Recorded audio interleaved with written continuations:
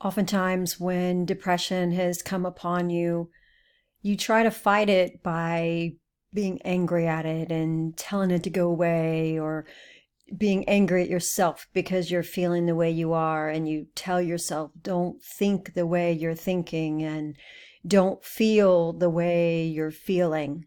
While that's common to try to do that, there's actually a surprising tactic that works so much better.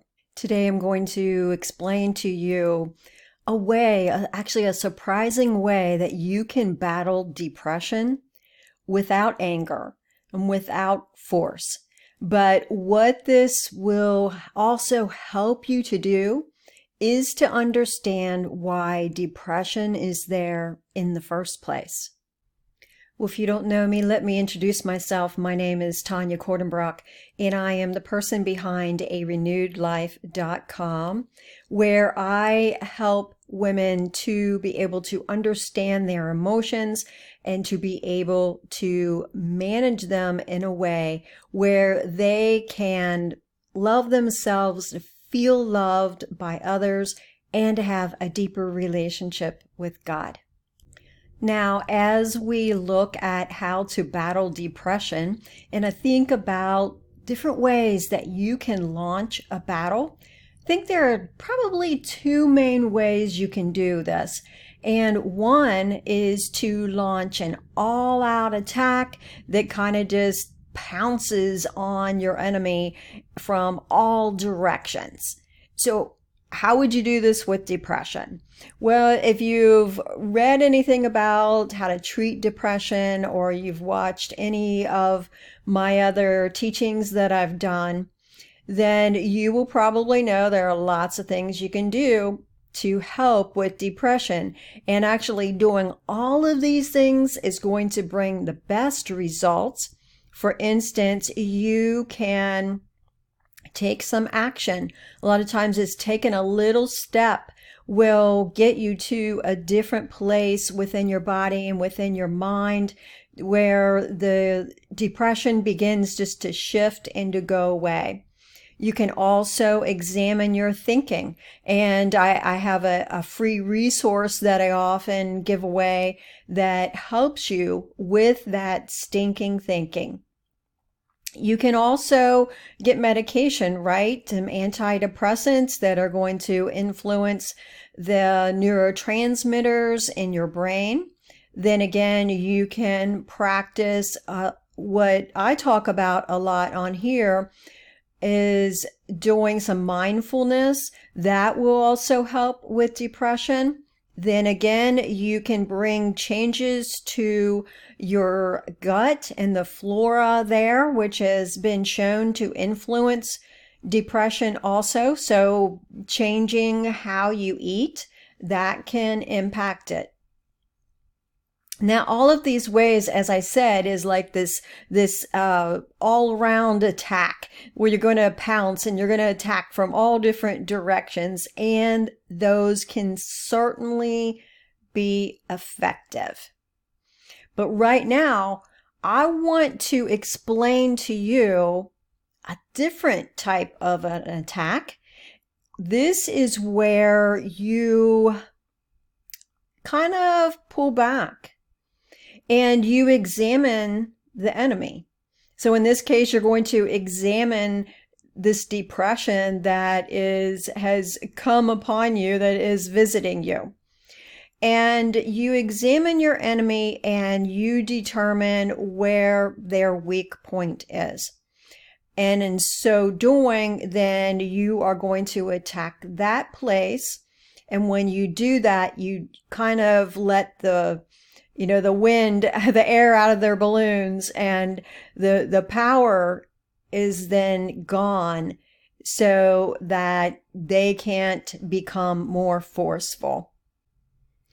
Now let's look at what this surprising strategy is for battling depression.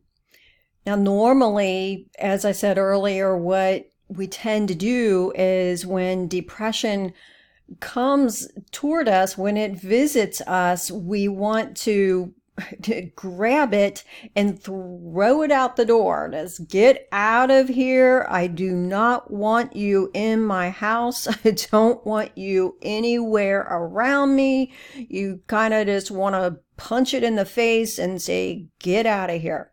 Be gone.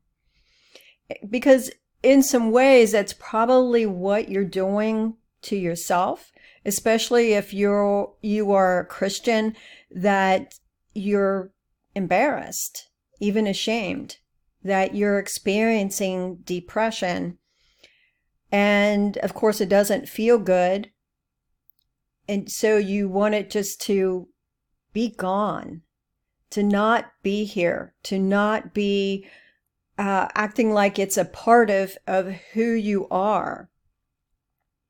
So but instead of that, all your energy going into trying to just ignore depression and trying to convince yourself to believe differently, to act differently, and just wishing that it would be gone, to instead slow down some, pull back, and examine this enemy. Because what is surprising that you might find is that this enemy is in some ways believing it is your friend. That this enemy is actually trying to protect you. And I know that can sound crazy. How can depression be protecting you? If you have experienced depression a lot, for a good number of years, possibly even all of your life, then you really want to pay attention to this. Because what depression can be doing is protecting a wounded part of you. A part of you that has been wounded for a long, long time. And so depression wants to keep you from touching on this wound. It wants to keep you from taking action and doing things that could be a risk of finding out that it is really true that no one loves you. That it could possibly really be true that no one cares about you. That it could possibly be true that you are a failure. That nothing you ever attempt could ever succeed. That the life that you have is just a lousy life and nothing can ever work out for you. Now, depression will try to protect you from discovering these things.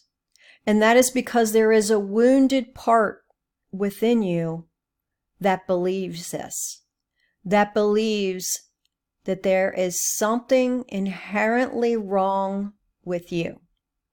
Now let's take a moment and look at how this works. These deep wounds that have occurred years ago, they shaped you. They shaped how you view yourself, whether you are lovable, whether you're acceptable, whether you have power to make things happen in life the way that you would like to see them come out. These wounds also shape how you view others. And believing that other people are incapable of really loving you.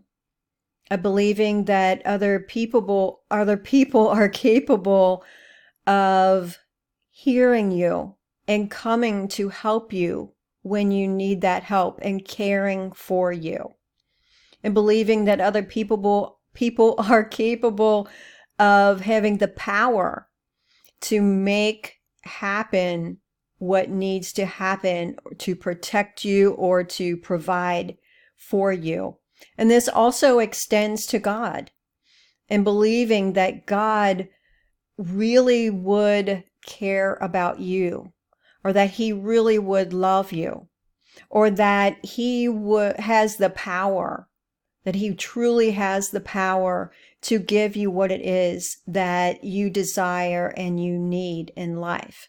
So then with these wounds already within you, these beliefs already in the background, when disappointments and fears come, when ambiguity comes into life where you aren't sure how things are going to turn out, you aren't sure what it is that other people are thinking of you or how they're feeling about you, then all of those beliefs are going to get triggered.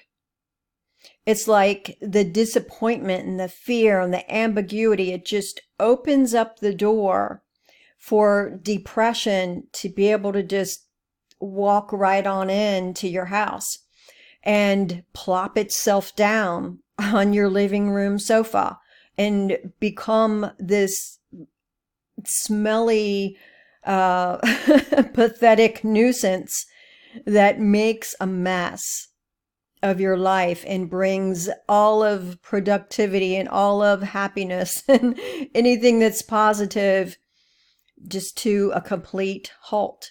So when you can instead, when you realize, okay, depression itself is trying to protect those deep wounds and trying to protect you from going out and discovering that those beliefs are actually true about you. And then you can work toward getting those wounds healed. You can work towards changing that pattern, those patterns of response that you have toward those unsettling emotions, which is exactly what I help women with in my Mastering Emotions program. And so when you can work on that, then when disappointments come or ambiguity comes into your life or fear comes, then, it possibly the door may open up and depression may walk in, but you are more easily able to say, oh, no. I'm sorry. I see that you have come to visit me, but you're going to have to leave now. And so its impact is not going to be felt so deeply, and also it's not going to last as long. I hope you found this helpful today.